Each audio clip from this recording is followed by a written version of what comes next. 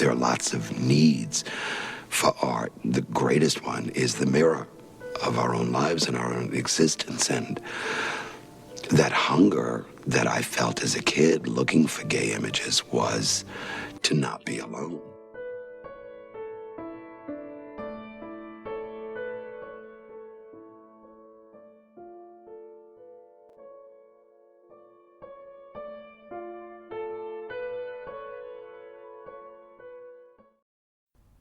So then she says that that's not in their policy. I mean, for God's sake, these people don't know their arses from their elbows. Oh, that's such a nuisance. It's dreadful what's going on in the world today, isn't it? Were you able to return them? Of course not. Oh, come on.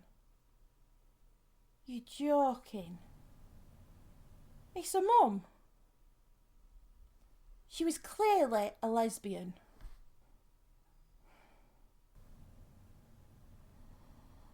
Don't start. I'm so sorry, darling. I would have said something, but I was so sure you would have known already. Yeah, like you always do. How did I miss this? I missed it in the cinema. I've been looking forward to watching it, and they do this. Well, I'm not watching it now. No. If I don't watch it, it didn't happen. It is not true. I rebuke it. Yeah, well, it happened, so, you know, let it go. Well, that's not very helpful now, is it? Yeah, well, neither's getting worked up over a kid's film. There's bigger things going on in the world.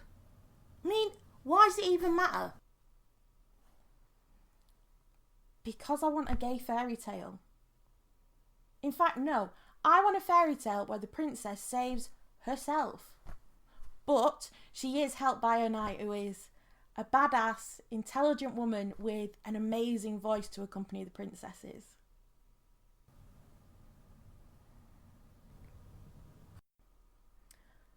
Let me be clear. This ain't no gal pal adventure.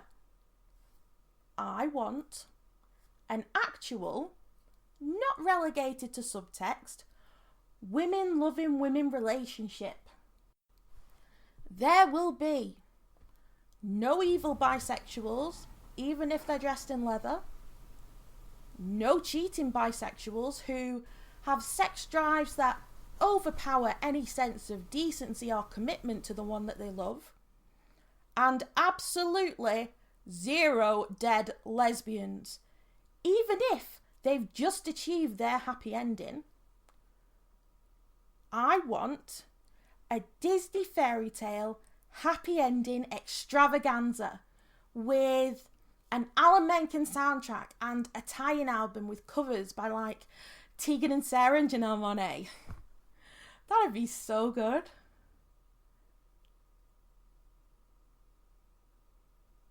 What?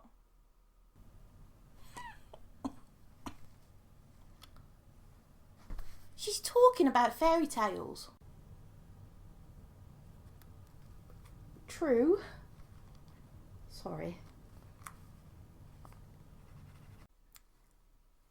I've always loved fairy tales. I was raised on them. A heart full of hope, joy and song. Not traditional fairy tales, mind, with murder, cannibalism and rape. No.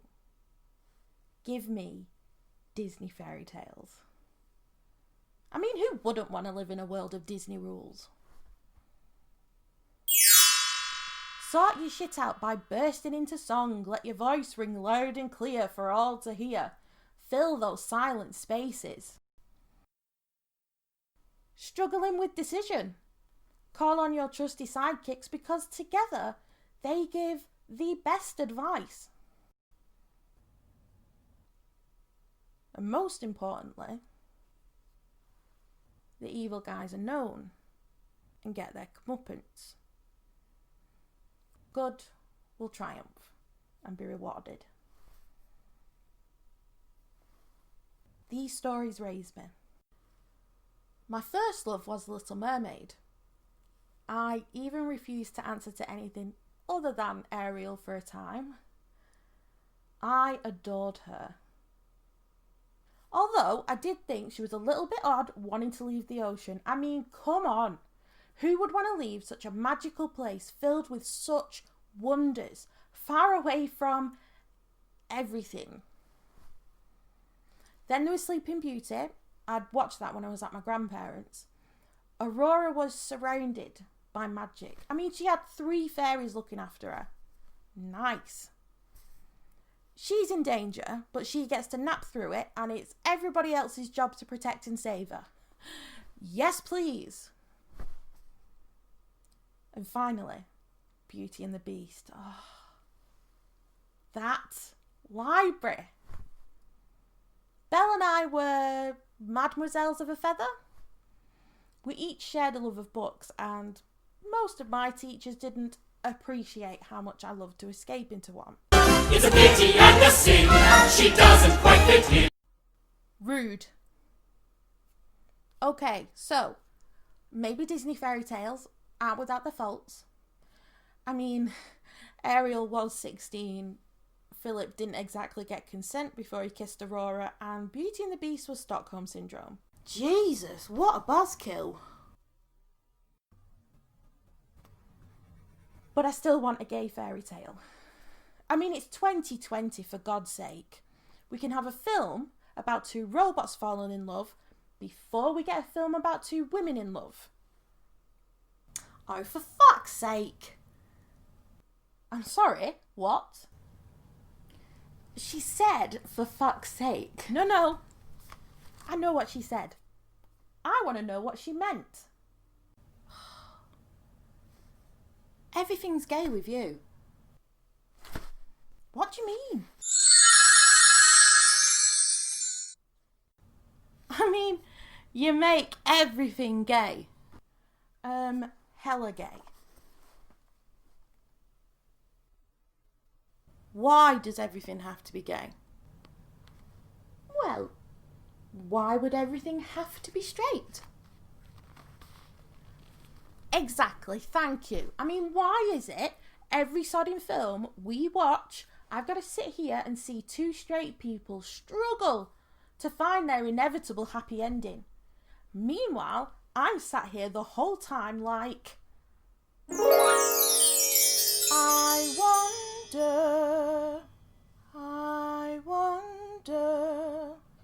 I wonder why the heteros get us someone to sing to, sweet things to. Meanwhile, you try being a lesbian on OkCupid and trying to find a woman who doesn't like cats. They don't exist. And then they have the nerve to sing a gay little lark melody. Oh, come on. You know that's not what they meant. Isn't it? Don't get me started on The Little Mermaid. No, that's not how things work. You can't twist things to fit your narrative. I'm twisting nothing. The story was written by a gay man about the man he couldn't be with. Right, and Ursula was based on legendary drag queen Divine. So, that doesn't mean... And let's not forget the giant ass rainbow Triton fires up into the sky when Ariel, aka author Hans Christian Andersen, and Eric, aka his love Edvard Collin, get married.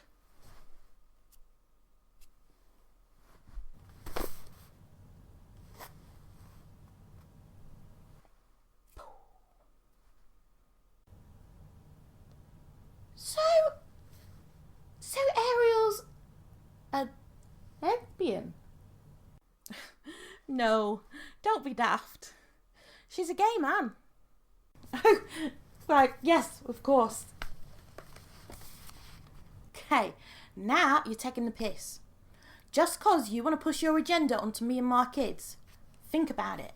What if I don't want to show them something that's age inappropriate? Age inappropriate? I mean, Have you seen some of the stuff that shows up in these films? I don't understand her. I do not understand you. Neither do I. You don't have any children. For the sake of this argument, I do. Look, why do we have to have all this gay stuff rammed down our throats? I just want to let kids be kids. Whoa, whoa, whoa. What is it you think I'm asking for?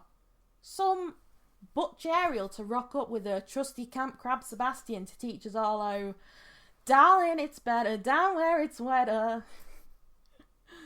I'm not going to have Ariel on screen all, I've got gadgets and gizmos aplenty.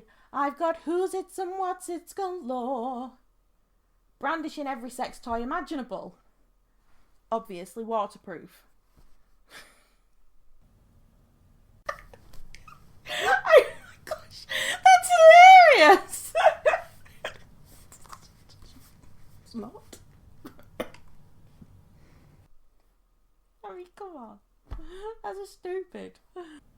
See what I mean? You're pushing your ideas onto impressionable children, and I don't think that's right.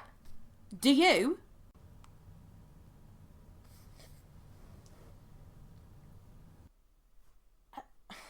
Are you serious? Did you actually just say that? What do you think I'm trying to do here? Recruit kids? No, you're not recruiting. But why do you have to show kids something that's not normal? That they don't understand. I'm just saying, why confuse them? Were you about to say not normal? Are you serious?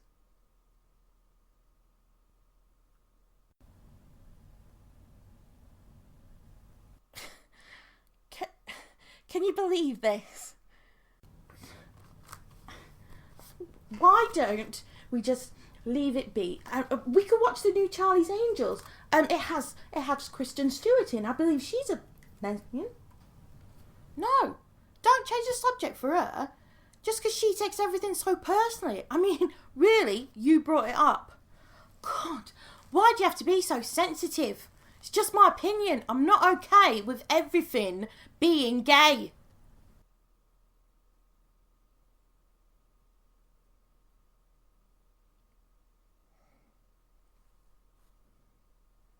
Are you going to say anything?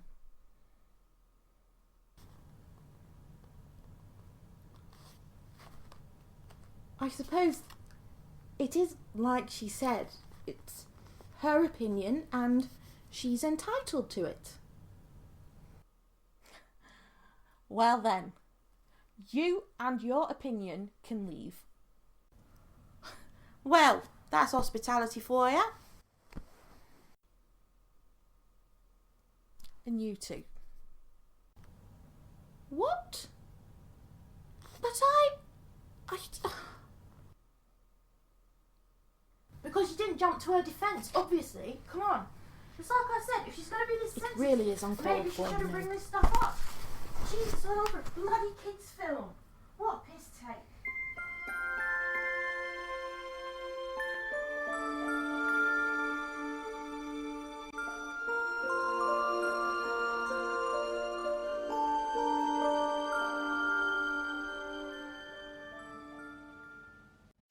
Once upon a time, there was a little girl with hair that wasn't as black as night, it was brown. Her skin was so white that she got sunburnt if she stood too close to the oven. Her best friend had golden hair and crystal blue eyes. They weren't princesses. They didn't even pretend to be princesses that day. Instead, they were at school playing house. They were 5. They each had on costumes over their uniform marking them as nurse and policeman. They didn't have a policewoman, and the dark-haired girl didn't mind. Because together, they were the 2 best mummies they could be to their baby with one faded eye and a streak of green paint down its back. They went to work, saved lives, and raised their baby.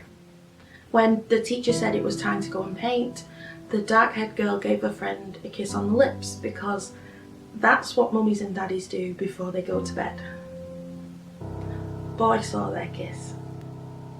Wouldn't be a fairy tale without a villain now, would it? The boy was, and wasn't, the villain. He was more the villain's minion. You see, the boy's parents took care of the little girl before and after school. They were kind enough to let her mum pay under the table because she was young and working through nursing school. It was so kind of them. I mean, they put up with the little girl's behaviour, which they told all the other parents about when her mum wasn't around. So the little boy told them what he'd seen. It was his job to keep an eye on the little girl when they were at school. Make sure she stayed quiet. In Disney films, villains steal your voice, they try to kill your one true love, and they hold grudges for not being invited to christenings. These aren't Disney villains, but they are evil. They took this little girl and her hope and punched it, kicked it, starved it, choked it, raped it, threw it against walls and almost drowned it until it bled out of her. The pain had always been this constant blow that would echo long after she'd gone home to tend to her wounds. But that day, the day she kissed a friend, those wounds were too deep, too excruciating. She couldn't understand how Belle made it look so easy when she tended to the beast's wounds with just a wet cloth. It's not like that in real life, you see. They robbed her of her voice. Something inhuman reached in and yanked it from its roots. And it wasn't a glowing orb like Ariel's. It came out in an abnormal scream that no one could translate. There were no fairies to protect her, to watch over her as she slept and hoped to drift away into dreams of magic and light. That day, they made her believe she was the villain. This evil, misshapen thing that would forever burn and scream silently. You see, evil things don't get happy endings.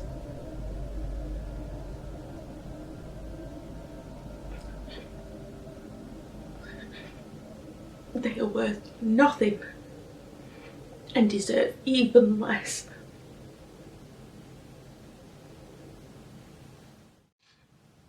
Sorry. Fairy tales are meant to have a happy ending, aren't they? I forgot that. You see, I can't tell this story in first person. A part of me thinks that that little girl died. Like, I'm her, but I'm not her, because I can't be her. It's too difficult to be in that much pain and that frightened all the time,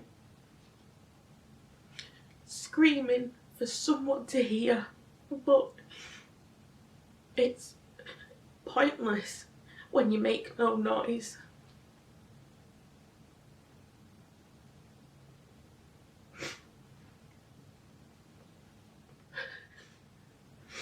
So I turned that scream inwards, tried to cut it out of me, smother it with whatever I could, tried to drown it. It breached the surface though, eventually. Most days are easier than others, and I've certainly come a long way.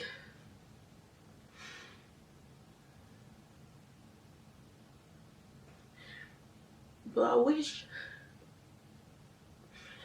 I could turn to that little frightened girl and hold her close.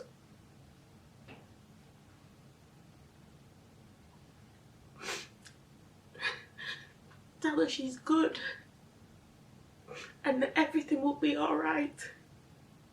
Eventually. Kind of. You'll survive.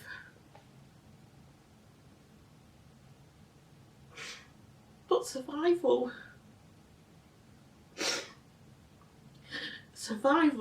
isn't enough.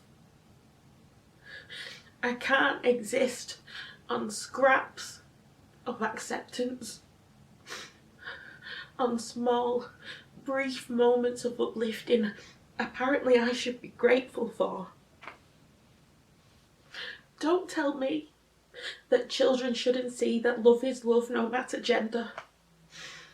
Don't turn around and feed me stories of sadness and pain and betrayal and death, so much death, and tell me that that's realism or drama. Don't tell me that same-sex interaction, intimacy, love is dirty, obscene, perverse, too much for children to handle. Because I know what is too much for children to handle. I close my eyes and I see angry purple bruises and soiled underwear. I feel my head hit a door frame, my back hitting every step as I'm dragged downstairs.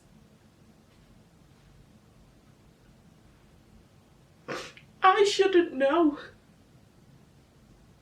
that the feeling of being held underwater feels like bliss in comparison to what adults thought was an appropriate punishment for a 5-year-old little girl who kissed a friend.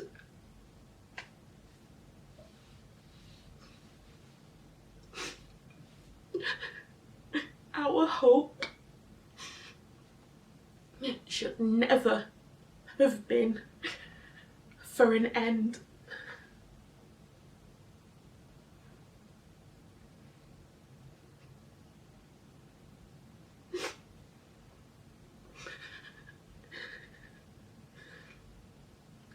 And for once, it might be grand